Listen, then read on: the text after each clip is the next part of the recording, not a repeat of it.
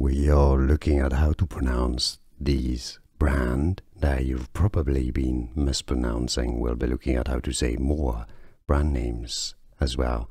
They make tools, pliers, cutters, popular on Amazon, wrenches, Cobra, sets of tools, pincers as well. Now it's a brand from Germany.